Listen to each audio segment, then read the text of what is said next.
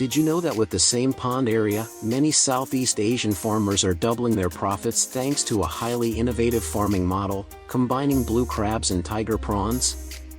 While each species already generates significant income for thousands of aquaculture households, savvy farmers are embracing a new approach, co-cultivating tiger prawns and blue crabs on the same land, yielding double the profits, lower risks, and environmental sustainability. So, how does this dual farming model work? Why are more and more farmers choosing it? Let's explore in today's video.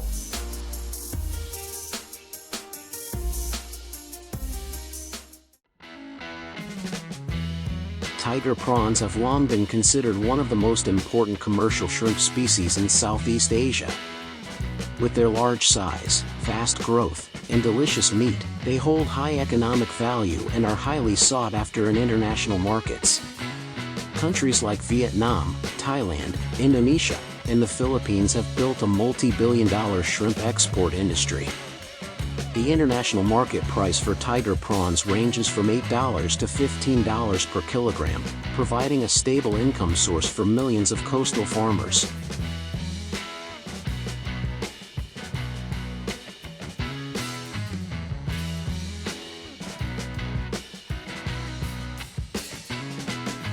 However, farming shrimp alone comes with risks, particularly pond bottom pollution from excess feed, accumulated waste, and disease outbreaks. This is precisely why innovative farmers have turned to an effective biological solution, co-cultivating with blue crabs. The green crab is the preferred choice due to its strong adaptability, ease of care, and high commercial value, reaching $10, $18 per kilogram. Blue crabs live at the pond bottom, are omnivorous, and particularly fond of consuming leftover feed and organic debris. This inadvertently makes them an ecological cleaning machine at the bottom of shrimp ponds.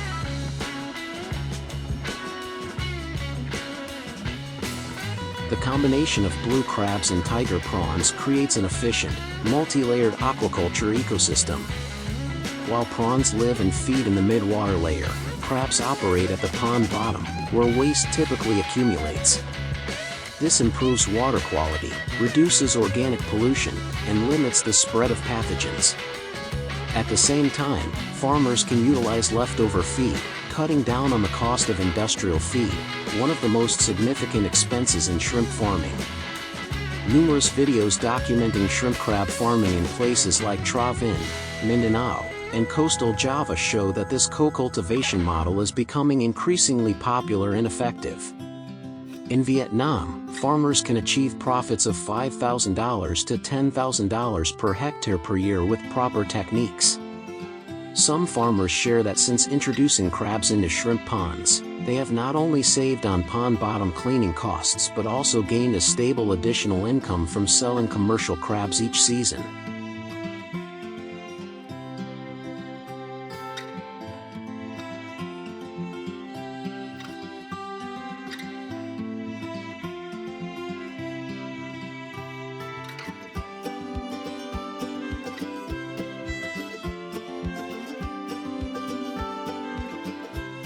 Technically, this model is not overly complex. Ponds can range from 1,000 to 3,000 square meters with a depth of about 1.5 meters, designed with separate water inlet and outlet systems, and can have either a muddy bottom or a lined base. However, crabs need areas to dig burrows and hide, so the pond bottom should have a moderate layer of mud. Tiger prawns are stocked at a density of 15-25 per m superscript 2. While blue crabs are stocked more sparsely, at 1-2 per m superscript 2.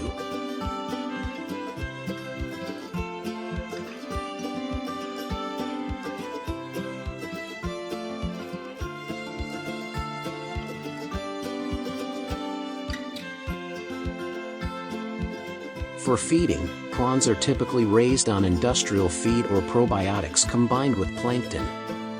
Crabs, on the other hand, require minimal feeding, with supplemental chopped fish, clams, or leftover prawn feed being sufficient. As a result, total operating costs do not increase significantly compared to single-species farming, while economic efficiency rises substantially. On average, a tiger prawn farming cycle lasts 3–4 months, while blue crabs reach commercial size after about 5–6 months. With this model, farmers can harvest alternately, ensuring a continuous cash flow.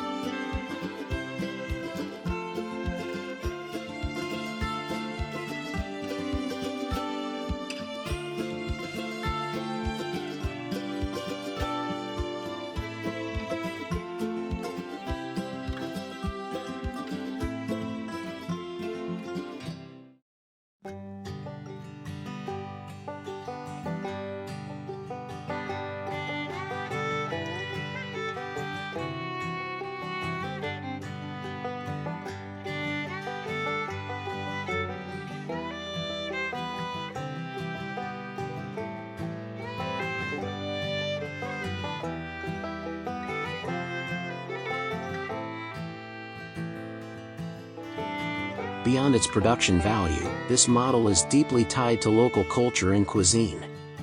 Blue crab and tiger prawn meat are key ingredients in many traditional and high-end dishes across Southeast Asia. From dishes like tamarind crab and coconut-steamed prawns in Vietnam, to Thai-style prawn sauce, Malaysian curry crab, or grilled specialties at Bali's beach resorts, the demand for both domestic consumption and export is growing rapidly. This further underscores the immense potential of the co-cultivation model in an era where consumers prioritize clean, traceable food sources.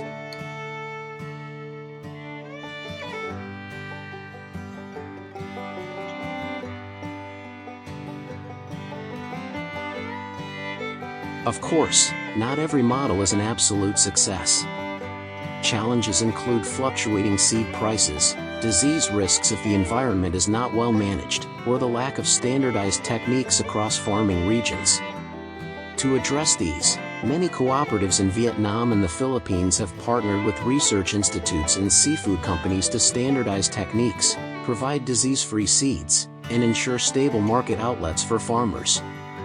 Encouragingly, international organizations like the FAO, WWF, and Asian development banks are actively providing financial and technical support for sustainable aquaculture models like shrimp crab co-cultivation in Southeast Asia.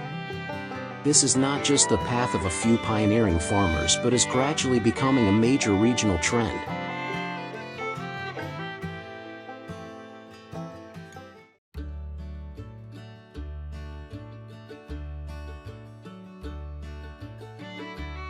For many years, Japan has dominated the global cultured pearl market, bringing hundreds of millions of dollars in economic value to farmers.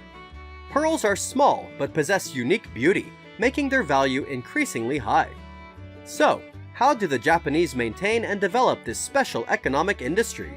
Let's explore pearl farms in Japan in today's video.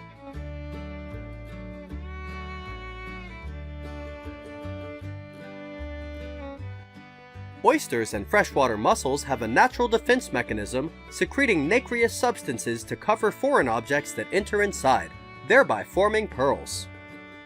But unfortunately, not all oysters or mussels contain pearls, and finding natural pearls is very difficult.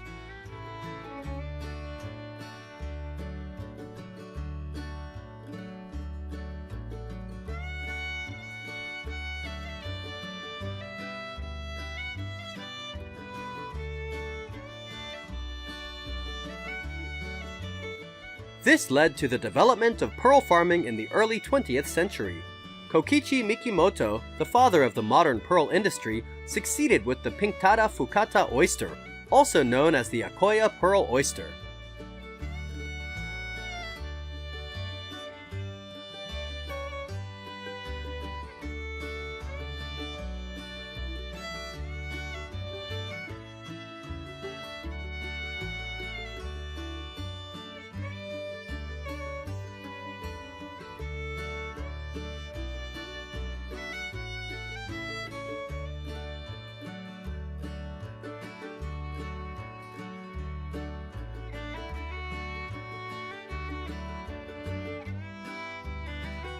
Pearl farming began with the cultivation of Akoya pearl oysters. Most of them were raised artificially, then the healthiest were selected for further care. When the oyster larvae developed into juveniles and reached a size of 2 to 3 millimeters, they were transferred to fine mesh cages and suspended on aquaculture rafts in the natural ocean. Young oysters grow by eating natural plankton, but they often stick together into balls. Therefore, fishermen will have to split the shell and remove the rest so that the oysters can grow better.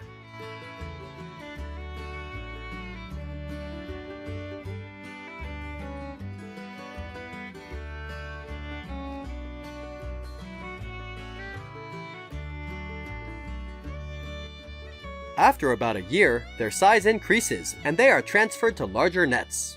2 years later, they are transferred to mother oyster nets, continuously removing the attached organisms to promote growth. When the mother oysters reach the size for surgical breeding, they are placed in special baskets and hung on rafts to reduce physiological activity, avoiding surgical shock. Then, the cutting and sewing process to collect the pieces will take place. Cutting and sewing is an important process affecting the survival rate and quality of the pearl.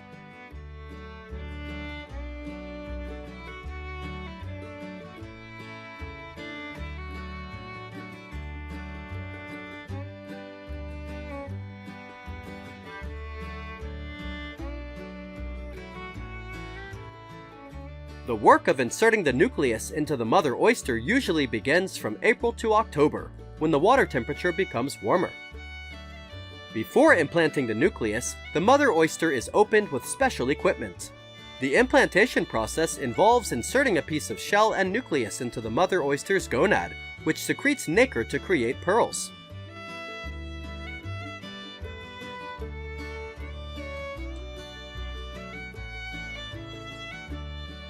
After the surgery, the oyster is cared for and restored in calm waters for about 20 days. If the core does not fall out, the oyster will continue to be cultured for about the next 2 years and checked by X-ray. The mother oysters will be fixed to a net and hung at sea at the appropriate density, ensuring adequate food and oxygen. During this time, the work of removing debris from the oyster shell is still carried out regularly.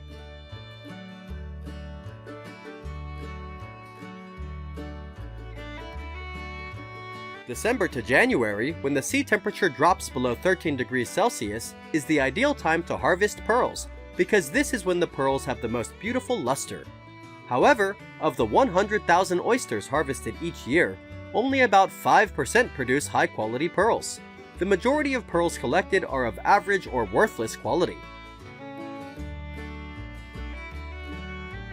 After each harvest, only a small portion of the oysters continue to be cultured with artificial pearls. The rest cannot survive. Therefore, Japanese fishermen can use the oyster meat as food or organic fertilizer for crops. In addition, the oyster shells are not wasted. They can be made into jewelry or buttons called mother of pearl. Shell parts that are not suitable for mother of pearl can be crushed into chicken feed, helping to supplement calcium. These methods will limit the negative impact on water quality and the environment around the farm.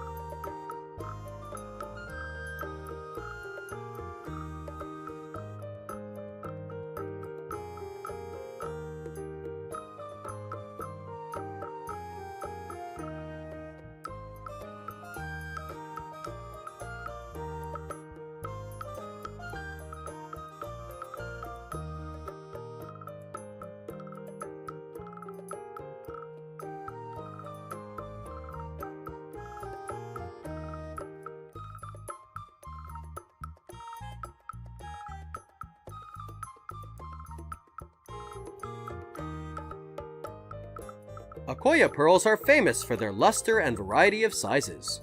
Originally considered a vulgar copy of natural pearls, they have since become popular. In Japanese culture, pearls have great significance, being considered a symbol of purity and innocence, and a talisman for fishermen. Japan can produce about 20 tons of cultured pearls a year, bringing in about 16.6 billion yen, $111 million, and is determined to achieve a higher target in the following years. However, that figure is still far from its peak in the late 1980s, when Japan produced about 70 tons of pearls worth nearly $600 million. In the future, the pearl farming industry in Japan will continue to grow, as it is one of the country's main export items.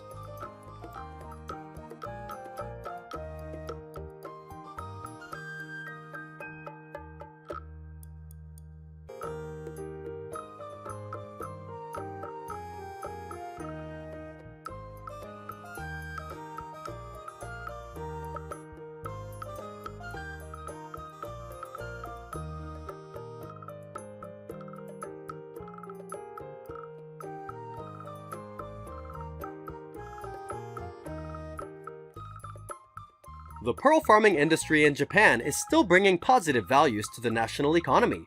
With modern techniques, they have created the largest and brightest pearls, helping Japan become a major center of the global cultured pearl trade.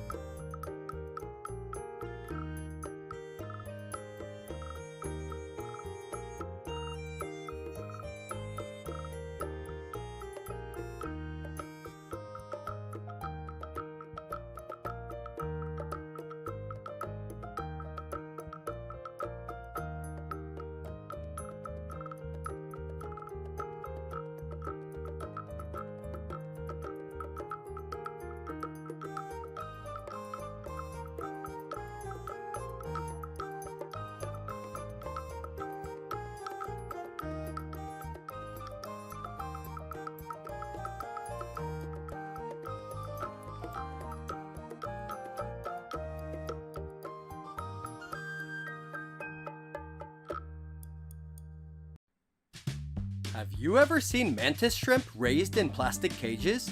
It sounds strange, but this is an extremely effective mantis shrimp farming model in Vietnam. With this method, after only 3 to 4 months, farmers can harvest commercial shrimp and sell it for about 50 USD per kilogram. So, what makes this model successful? Let's find out in this video.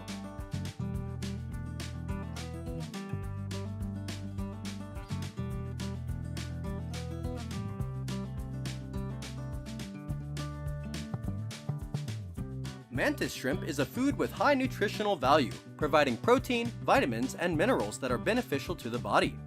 In Vietnamese cuisine, mantis shrimp is processed into many diverse dishes with delicious and attractive flavors. Therefore, the demand for mantis shrimp in Vietnam is very high. Consumers are willing to pay from $50 to $80 or more for 1 kilogram. In addition, the natural climate conditions in Vietnam are very suitable for raising mantis shrimp, creating high-quality products. Therefore, the mantis shrimp farming model has brought a stable and sustainable source of income to farmers.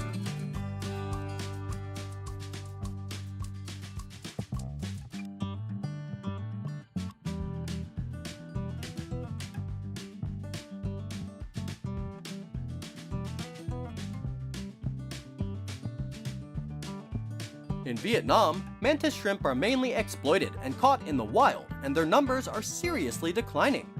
Previously, there were some models of shrimp farming in earthen ponds, but the efficiency was not high. Therefore, they researched and developed a new model of mantis shrimp farming, which is more efficient.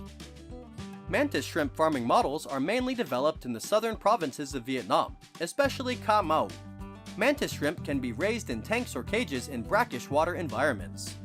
These innovative models have helped optimize space and create the best conditions for shrimp growth. The model of raising mantis shrimp in plastic cages allows shrimp to grow naturally in brackish water environments. Plastic cages are fixed in brackish water river areas, ensuring the best living conditions for shrimp. This is an easy-to-raise shrimp species that does not require much food because they can completely find natural food themselves. However, farmers need to clean the cages regularly to ensure a clean environment for shrimp to grow.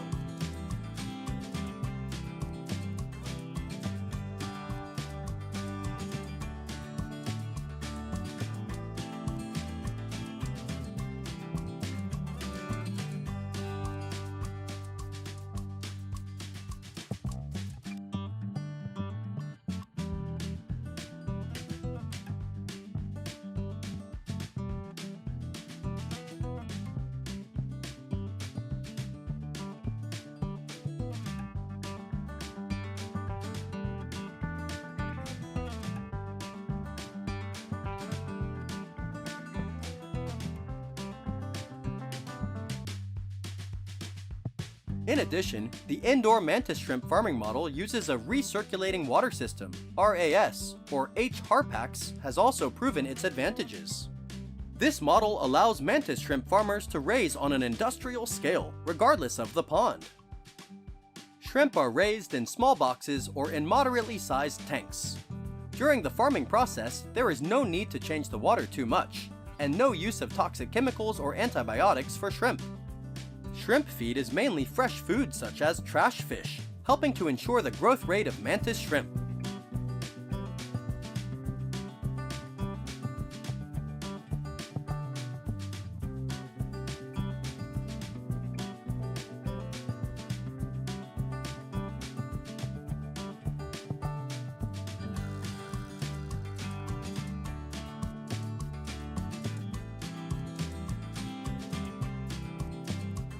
When raised in a system without bottom mud, the quality of commercial shrimp is delicious, bright in color, and is favored by consumers. According to analysis, food hygiene and safety standards when raising mantis shrimp in this way meet 100% of Vietnamese standards.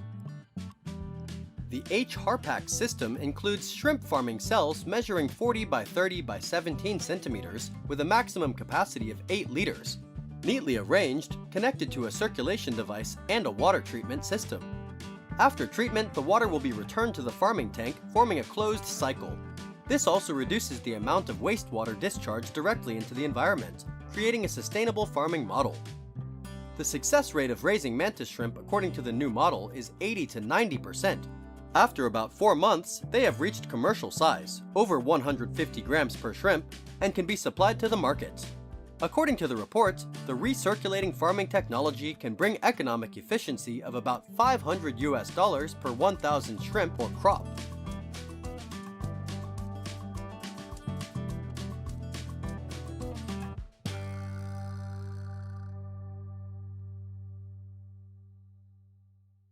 Mantis shrimp are currently sold at high prices in the market, especially in large urban areas. With quality mantis shrimp products, the selling price ranges from $50 to $80 per kilogram. Some giant mantis shrimp cost up to $100 per kilogram or more. The profit that this model brings has helped farmers have a significant income. Although the initial investment cost is also relatively high due to the need to install equipment, in the long term, this model still brings high economic efficiency. Compared with traditional farming models, mantis shrimp farming models on modern farms have brought many great advantages. Raising mantis shrimp according to the new model not only brings economic efficiency, but also helps protect the environment. The shrimp farming system has a circulating water treatment system, thereby limiting waste discharge into the environment.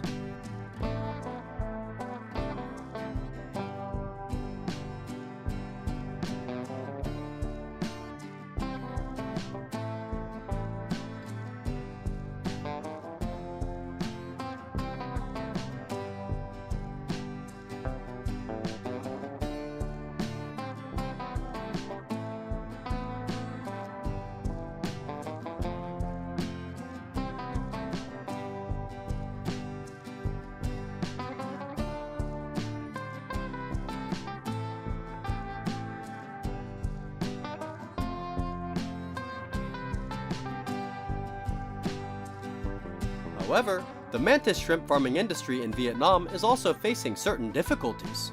Currently, mantis shrimp breeds are only caught in the natural environment and have not been artificially researched, so the number of breeds cannot meet the demand when this model develops. With the large demand of the market, the mantis shrimp farming industry will have many opportunities to develop in the future. Therefore, modern farming models are the best way to optimize profits for farmers.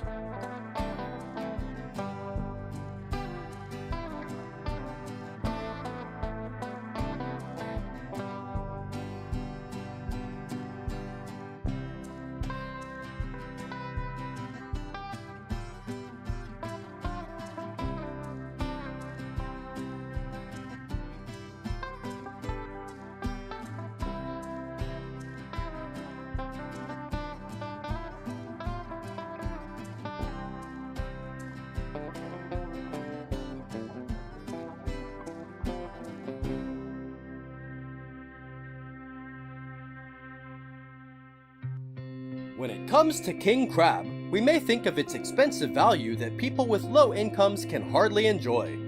However, it is unbelievable that this crab is considered an invasive species that is destroying environment and fishing in Norway. So, why is this expensive crab considered an invasive species? Let's find out! The king crabs of the Norwegian coast are not native, having been introduced from Russia in the 1960s and have flourished since then. Today, millions of red king crabs live along Norway's coast, presenting both opportunities and challenges for the country.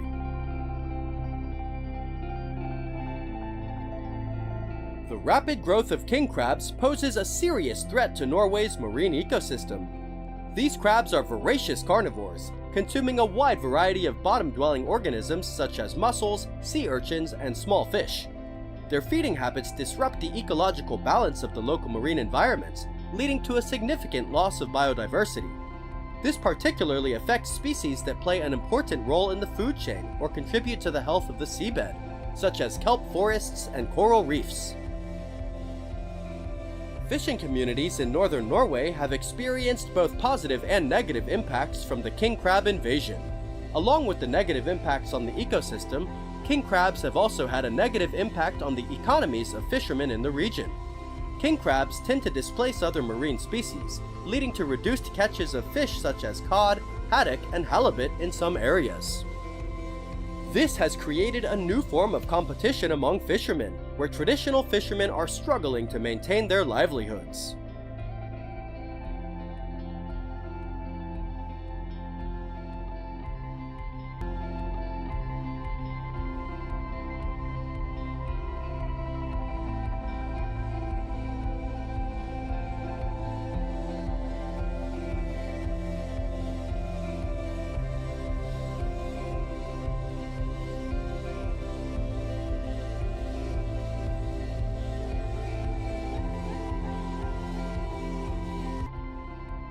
Besides the negative side, invasive king crabs also bring economic development opportunities for coastal fishermen.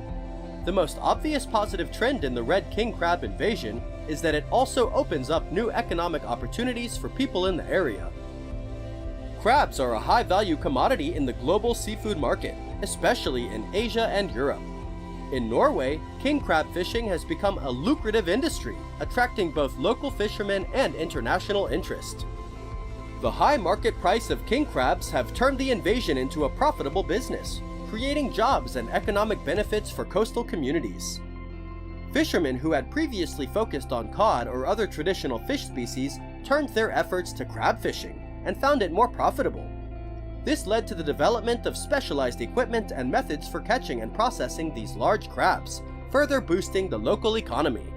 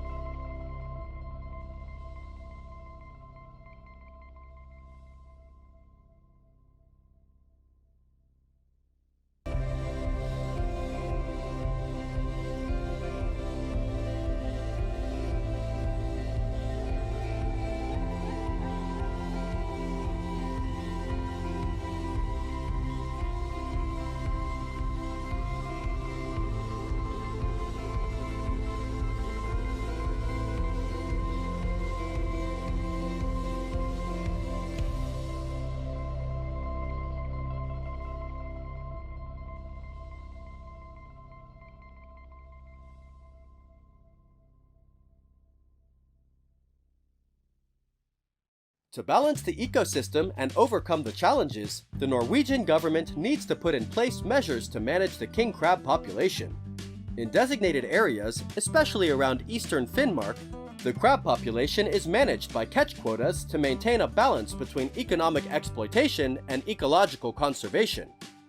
In these areas, fishermen are allowed to catch king crab, providing a stable supply to meet market demand. However, fishermen must comply with size limits, catch regulations, and specific seasons. Outside this area, eradication and population control targets are in place. The government encourages fishermen to catch and kill as many crabs as possible to prevent further expansion. This policy is intended to prevent the spread of king crab to more sensitive areas, particularly ecosystems further south along the Norwegian coast.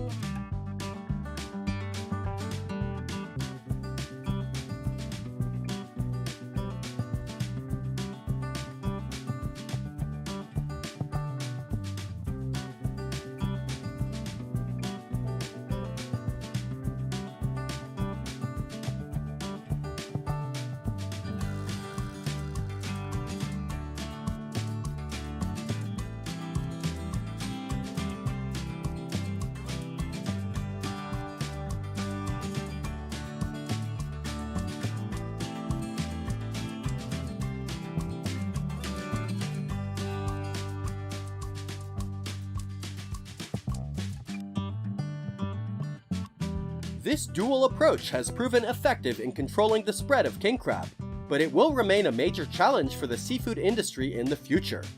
Currently, demand for the asset, especially king crab, remains high, so the king crab fishery is likely to continue to thrive. Future control policies will need to balance this economic interest with the need to preserve Norway's unique and fragile marine ecosystem.